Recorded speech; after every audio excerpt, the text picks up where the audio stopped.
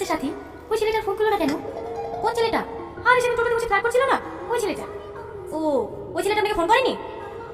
না রে, মনে মনে ভাবলাম নাম্বারটা নিয়ে অনেক জ্বালাবে, কিন্তু একবার ফোন করেনি। বাবা, আপনি তো দেখছি একটা প্রেমে পড়ে গেছেন। আরে না না, সেরকম কিছু না। হ্যাঁ হ্যাঁ, বুঝতে পেরেছি। ফোন অপেক্ষা করে লাভ নাই, আপনি ফোনটা করেন। করবো? করেন না।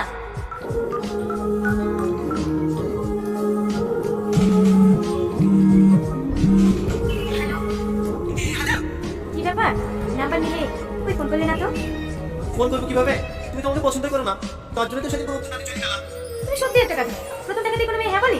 আগে দুজন দুজনকে চিনি জানি, তারপরেই তো ভালোবাসা হবে। আমার কিছু জানার দরকার নাই, আমি শুধু তোমাকে ভালোবাসি। তোমার যদি আমার কিছু জানার থাকে জানতে পারো। তার মানে তুমি আমার ব্যাপারে কিছুই জানতে চাও না? না। আমি কিন্তু অনেক করি। তাতে কি হয়েছে? কোনো সমস্যা নেই। না। আমার কিন্তু একবার বিয়ে হয়েছিল, দুটো ছেলেও আছে। আর ছেলে বাবা? ও তো 2 বছর আগেই মারা গেছে। তাহলে আবার সমস্যা কোথায়? আমি ছেলে আমাদের রাজি, সেটা ছেলে মারা চাইলে হবে। তুমি আসলে একটা পাগল। আজকে বিকালে এসো। ঠিক কোথায়? রেস্ট অফিসে? না পার্কে, ওখানেই মজাটা রেখে নেবো, হবে না? ম্যাডাম ম্যাডাম আসি সাহেব। চলো আসছি।